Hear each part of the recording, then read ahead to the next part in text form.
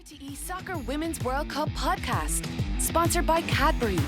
For grassroots to national level, a supporter and a half of women's football in Ireland. Turn the world round, shut the show down. I've been spinning, couldn't slow down. On the road now. All right, welcome along to the RTÉ Soccer Women's World Cup podcast. Raf Diallo here. Time flies, and we're already at the semi-final stage with co-hosts Australia, England, Spain and Sweden left standing, which means we are guaranteed a first-time winner at this year's tournament. And of course, every remaining match in this year's edition is live on RT2 and the RTÉ Player, including, of course, the two semi-finals over the next couple of days and also the final. And I'm joined by Ireland international Megan Campbell to talk about the quarterfinals and also to look ahead to the semis. And Megan, I have to say, the quarterfinals, they were gripping across all four of them. Yeah, 100%. I mean, I don't think the Spain-Netherlands game was obviously very tight. The late equaliser for the Netherlands, pushing it to extra time. I did think Spain probably had the overall better chances in the game, bar the one that Netherlands put straight over the bar from close range. But aside from that, I felt like Spain were in much control. Obviously their first semi-final as well in this competition, so you could see the emotion on their faces after that qualification. And then, to be fair, my upset of the quarterfinal was, I think, Sweden against Japan. I was expecting it. I watched Japan, had a lot of the ball, created some good chances, but the height difference and the set pieces shone through for Sweden, and obviously the penalty and the chaos in the box that led from a free kick, which was ultimately their first goal. So yeah, I think Spain against Sweden in one side of the bracket, and then you look at the other side and you've got Australia played out France, and I mean, an unbelievable contest. The keepers played phenomenally well for both teams. I think to push it all the way to penalties, it was a credit to them. And it was quite unusual to see, probably for the first time this tournament, and very rare you would normally see a keeper being substituted in for just the penalties for France. So that was quite interesting to see. And obviously she wasn't to be in terms of the hero in that respect, but it's a lot of pressure for someone to probably take on board their shoulders to come in just at the penalty stages and, have to, get France through to the semi-finals. And so yeah, that was unfortunate, but obviously a thriller in terms of penalties and stuff. So that went all a long way. Great for the host nation, obviously, to get to the semi-final. And then England, Colombia, obviously a tougher test than probably most would have expected.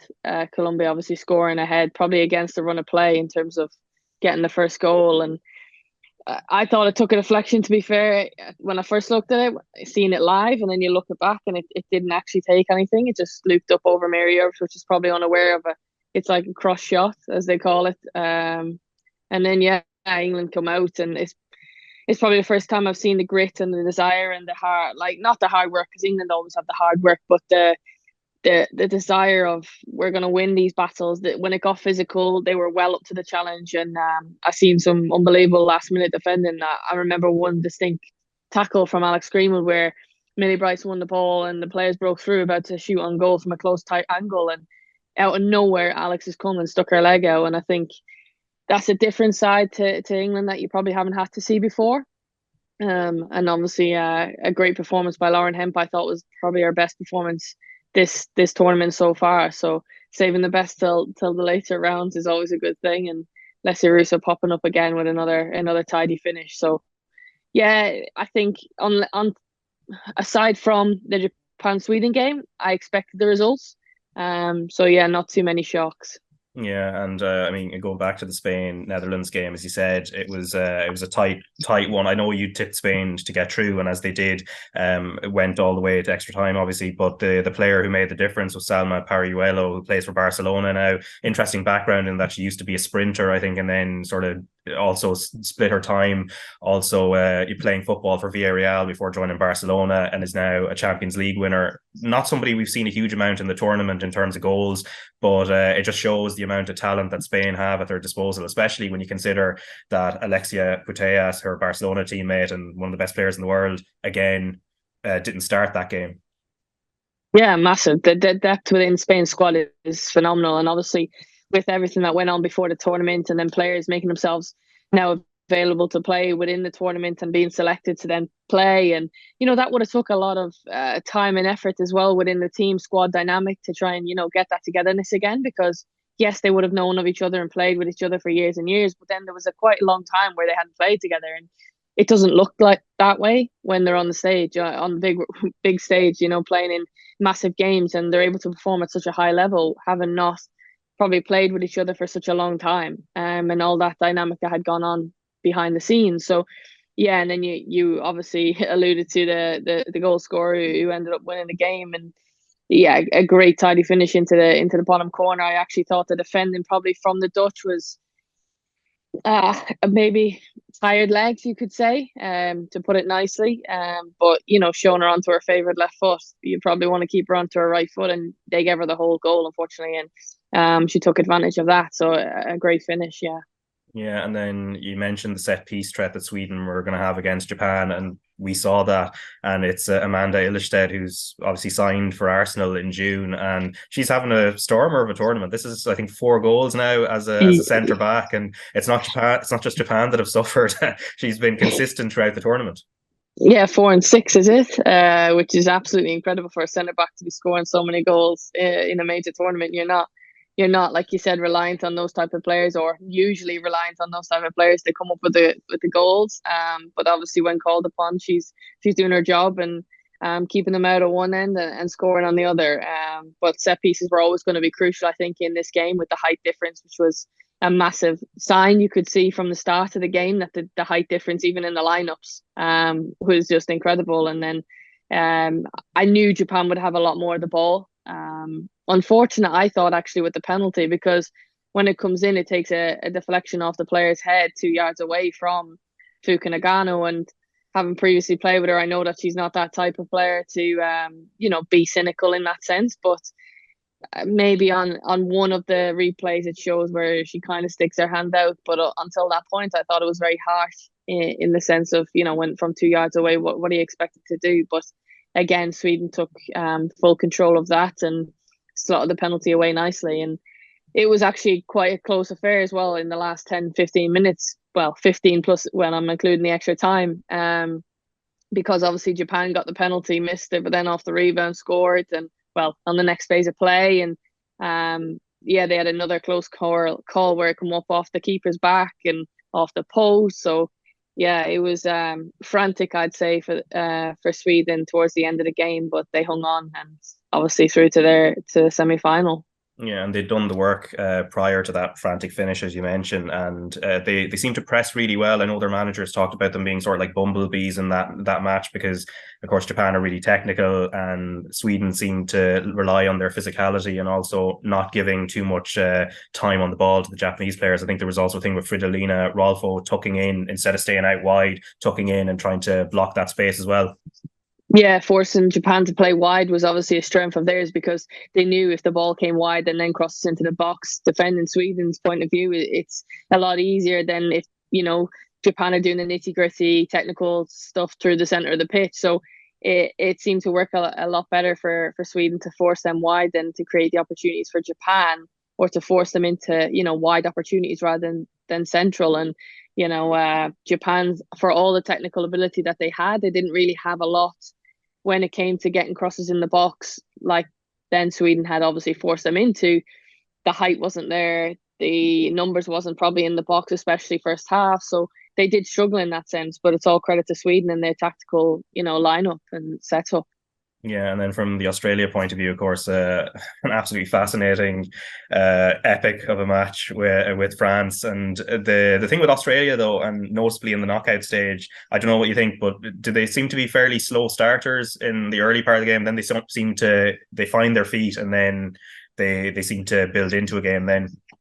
Yeah, I would like to know if, the crowd and stuff like that, and the occasion, and playing in the home nation, and that pressure that they probably feel on them from the fans looking on, is maybe as they come out, it's a big occasion. It's the first time now that they've ever qualified for a semi-final, so they shouldn't really have the pressure on them in that sense, because they're not probably expected to.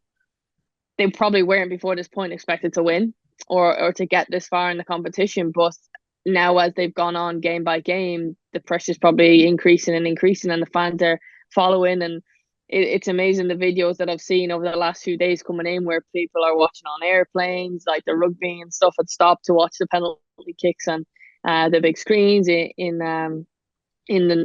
Australia. So yeah, it's probably that the pressure of the fans and things have maybe made them start a bit slower. But it's nerve-wracking, I'd say, the emotion of coming out in front of all the home fans and having to perform at the highest ability, never mind you're playing against France in a quarter-final of a World Cup. So yeah, maybe a little bit slow, but I mean, ultimately it doesn't matter how you win once you win, and Australia have done that so far this tournament and doing it quite well. Yeah, and if there's nerves in the 90 minutes and then in extra time, the penalty shootout, the amount of times I thought like Australia had, especially when Mackenzie Arnold was standing over her penalty, having made a save earlier on, you thought, this is done and dusted. Of course, then France take control. I don't know what you thought about the moment. So she makes the save on Kenza Dali in sudden death. And then it gets called back because she's way off her line. And then she makes the save again. And I don't know, did you catch the look on her face as she kind of glared at the referee afterwards, after the second save?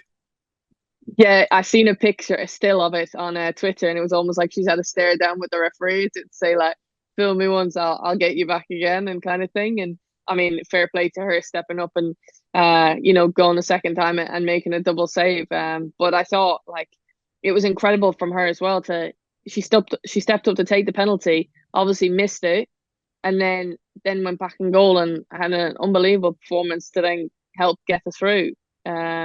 Which for me, I'm like, you've got to have nerves of steel to be able to step up, have the responsibility of taking a penalty, and if you miss it, then if you're still relied upon, your job's not done, kind of thing. Like as a player and an outfielder, when you take your penalty and you miss, it's like, okay, well, hopefully someone else gets me out of the bag, but the keeper took it, she missed, and then it's like, okay, Arnold, now you got to step up again and make another save, and she did. And I thought she was incredible all night with some of the saves that she made in real time, and then obviously in the penalty shootout as well.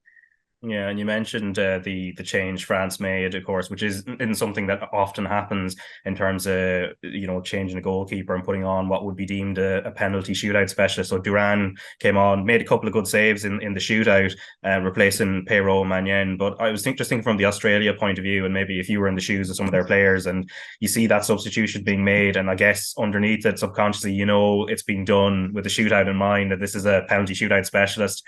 I guess it's like a psychological bit of play also from the Hervé Renard and the French staff as well. It almost puts a little bit of doubt maybe in the opposition. Yeah, you could look at it that way, or to be fair, myself personally, I would think, right, well, you've got doubt within your players, and there's that not trust element, but you've taken one goalkeeper off to replace you for another. So yes, you probably think highly of this keeper in terms of penalty saves, but then you obviously don't think the same about the keeper that was in the net for the 90 minutes and has got them all the way to the penalty shootout. So it's also quite a weird dynamic where as a player you can look at it both ways. You can think, okay, this is obviously they've brought their better player, their better keeper in now for the penalty shootout, but at the same time you could also look at it and think, well, this is a great opportunity for us because she's not played in the game so far. Like the occasion and everything, we're in full control here. We've got the crowd behind us, everything. So the pressure's on her, and ultimately that shone through. Yeah, I also think like two of the penalties, like Courtney Vines and Sam Kerrs, were actually not in the corner. They were actually quite close to her, but the fact that you've got to go, I don't know personally because I'm not a keeper, but to be in that instance of having to go up and then down to make the save, the fact that the shot went in quite close to her body, I wonder, does that have an influence on your diving, not abilities, but the way you dive? Because normally you would probably go out straight, but then you have to go up and down, and you've obviously missed the element of the. Yeah, I thought the two penalties weren't amazing penalties, but they've obviously gone in under the body of the keeper. So, yeah, it was a strange one, but they all count once they hit the back of the net. Yeah, I think there's the rule of thumb. If it's a good penalty if it goes in, and no matter how it's kicked, and it's a bad one if it doesn't. No matter how good an attempt it is. But just on the England point of view, so Jonathan Liu in the Guardian had a good piece in terms of how Georgia Stanway is probably representative of what this England team is. So she does the combative side of the game, which was seen against Colombia, but then she's the one who plays that pass to Alessia Russo for what turns out to be the winning goal. So like her as a player, I mean, I guess from your point of view as well, she is kind of representative of both sides of what England are. Yeah, she would have loved that game against Colombia, because I know she loves the physical side of the game, and being able to get in a nice rough 50-50 tackle is part of Georgia's game. I think anyone in the WSL will tell you, like, going into a tackle with Georgia, she's feisty. She's a feisty character, and even in training, she doesn't hold back. I know that from my own from my own experiences. But yeah, she would have loved that. But also then on the other side of it, she had a yellow card as well. Am I right in saying that? And so she had to be very careful to then, not get another booking in terms of missing the semi-final. So she lived really on the edge of it in that game in terms of physicality. But she's very good at breaking up play, very good at reading the game, and she's also very good at, like, linking up with the Ella Toons, the Alessia Ruschos, and finding them threading passes through the centre of the pitch. And obviously for the second goal for Alessia Russo, it gets a fortunate bounce, yes, off the defender.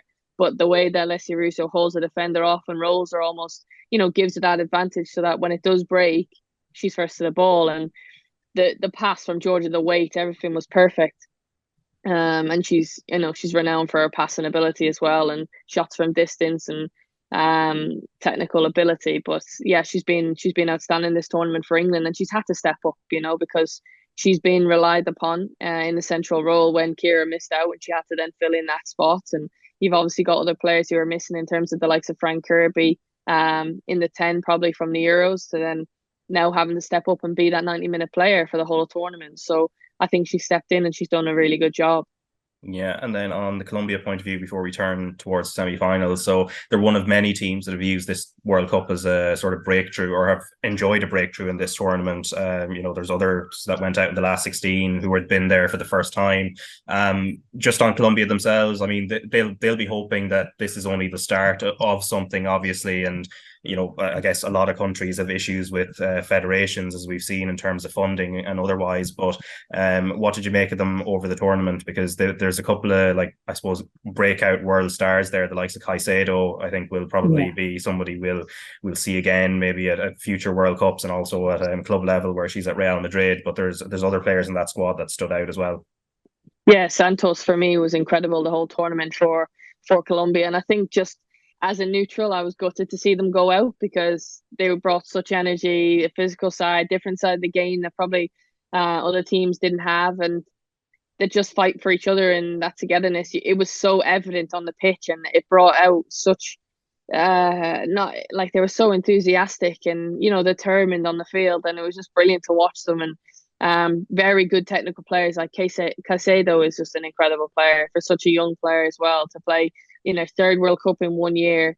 After everything that she'd gone on previously with health matters, and also within the tournament too. There was Following a obviously, collapse, I think, in the training, twice wasn't there? or something in training. Yeah. So for me, like, to then step up and still be able to perform at the highest level in a World Cup biggest stage, and everyone's reliant on you, is they can be so proud of themselves for their individual performances, but collectively as a team, I think that we're definitely going to see a lot more of them.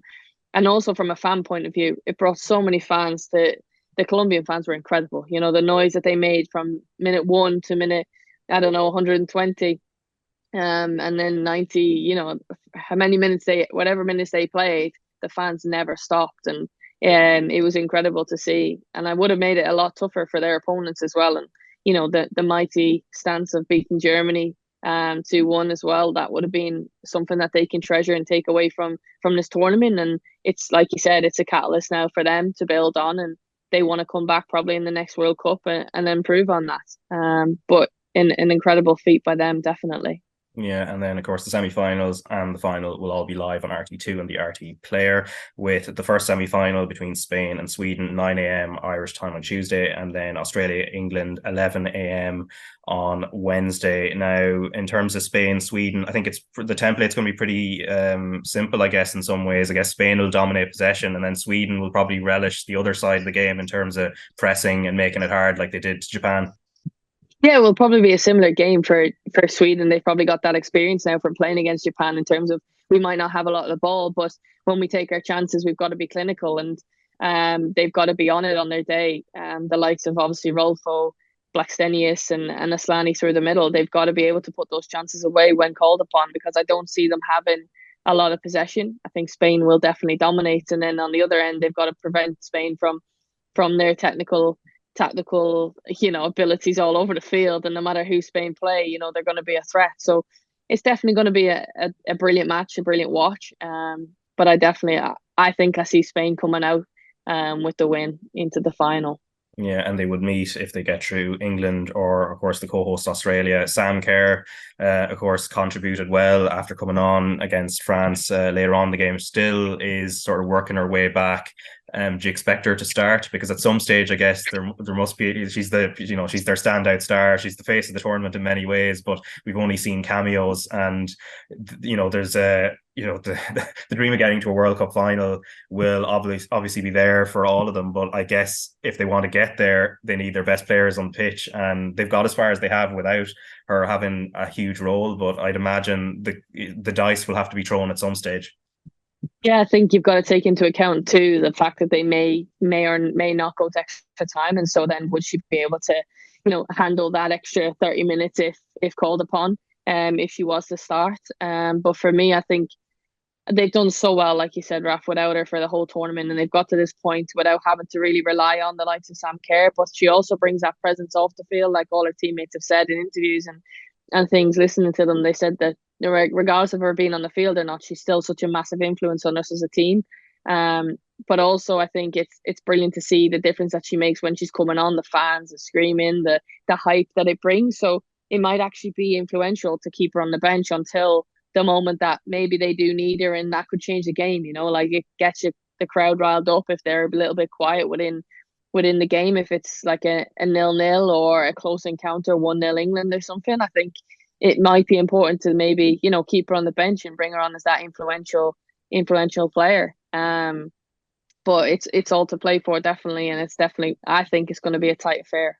Yeah, how do you expect the tactics to play out? Because, of course, England have been playing with a sort of back three, and then obviously Alessia Russo leading the line and Lauren Hemp in and around her as well. And the interesting thing, Australia, I think, are the only team to have beaten England while Serena Wiegman has been in charge. It was a 2-0 win back in April, and Australia played on the counter and did very well. Obviously, it's a friendly. It's hard to posit how that will come out in a competitive game, especially, as we've said, maybe the nerves are there for Australia, especially early on in the game. But how do you expect it to play out in terms of the possession battle and what way they're going to set up? Yeah, I think England will probably set up in the three again across the back line. I think Alex will stay on the left, Millie Bright and Jess Carter possibly, with Rach Daly and Lucy Bronze either side. But I think they've got to be aware, no doubt, of the threat that they have, that Australia pose in behind with the pace. They've got Rasso, they've got Caitlin Ford, and if Sam Kerr starts, they've got an out-and-out pacey forward that obviously has caused a massive upset and issues in their friendly in May or June, I think it was, when they did win the 2-0. So I think they have to be aware of that threat. But also they started to bring that physical presence themselves on the forward line for England. So I think it'll be definitely a close encounter, and maybe through the centre of the pitch, the Gorey versus the Kira Walsh / Stanway. That'll be, and Cooney Cross as well, who's been incredible and quite underrated, I would say, player in the centre of the field for Australia. So I think the midfield battle will be key in this one. Obviously, then both teams need to be clinical when given the opportunities, and hopefully Mackenzie Arnold has another worldie of a game. I'm hoping that Australia have it out. Yeah, and I suppose the final point on Alessia Russo as well, as we mentioned her earlier, and she got the winner against Colombia, but she's been under a little bit of pressure, as strikers generally are going into tournaments, maybe when the goals are not flowing. But it seems like her role is more thankless in terms of making the runs and trying to open space rather than being that player in the box. Obviously, if she can get opportunities, as she did in the quarterfinals, she can do that. But I guess she had a probably slightly easier role when they won the Euros, because it was Ellen White was starting at the time, and she could come on as a super sub against tired legs. Yeah, definitely. I think there's a lot more pressure on her, like you said, off the back of the Euros and performing how she did, than to be expected to step into the role after the back of a long season for Man United, and all the background press that went on about her leaving Man United and going to Arsenal. There was that massive hype about that pre-tournament. So I'm sure she's had a lot of external stresses that have come in to her play, and then having to then perform on the biggest stage. I think she's been quiet throughout the tournament, probably more so than maybe people would have thought.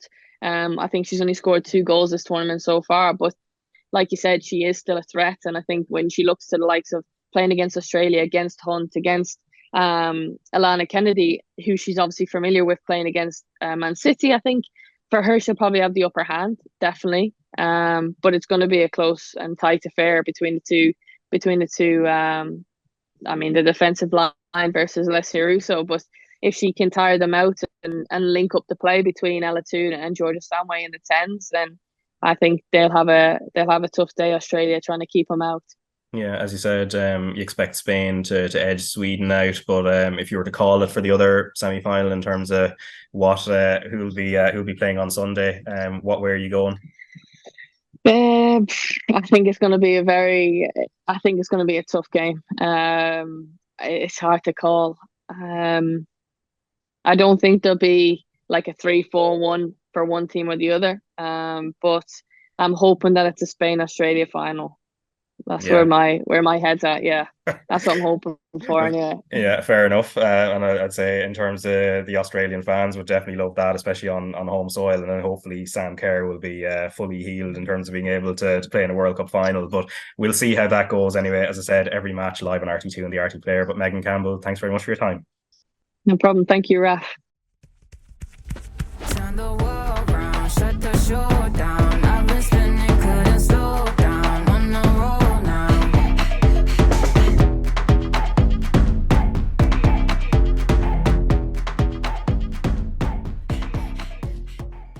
A supporter and a half likes, shares, comments, and tweets. Cadbury sponsors RTE Soccer Women's World Cup podcast.